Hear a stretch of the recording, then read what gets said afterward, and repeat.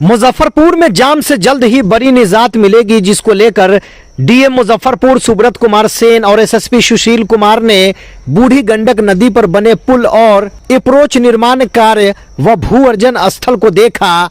अतिक्रमण हटाकर बिजली पोल किए जाएंगे। इसके साथ ही फेज 2 में सिपाहपुर तक बनेगा अप्रोच पथ 5 गांव में होगा। भू अर्जन पुल के फेज 1 के तहत अप्रोच पथ का निर्माण मई तक पूरा हो जाएगा। इसको लेकर के मिट्टी भराई होने के बाद मिट्टी डालने का काम शुरू हो गया है। अब फेज 2 में अप्रोच पथ को सिपाहपुर में मिलाया जाएगा। इसके लिए 5 गांव में 11.82 एकड़ जमीन का अर्जन होगा। इसको लेकर के डीएम सुब्रत कुमार सेन और एसएसपी सुशील कुमार ने अधिकारियों के साथ अप्रोच पथ के निर्माण कार्य व फेज 2 के लिए होने वाले भू अर्जन स्थल को देखा।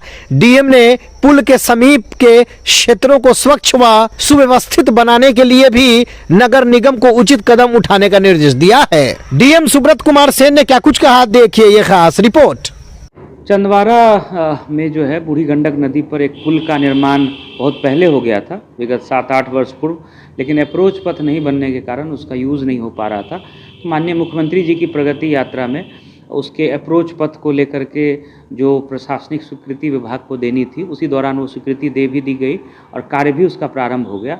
और उसी समय माननीय मुख्यमंत्री जी ने यह भी घोषणा की थी कि उसके फेज़ 2 का काम, जिसमें हम लोग सिपाहपुर से लेकर के आगे 4 लेन जो दरभंगा 4 लेन है उसके तक हम लोग जो है अप्रोच रोड बनाएंगे। तो उसके भी निर्माण कार्य को लेकर के टेंडर कर दिया गया है, जिसमें एजेंसी आ गई है, काम भी अवार्ड कर दिया गया है।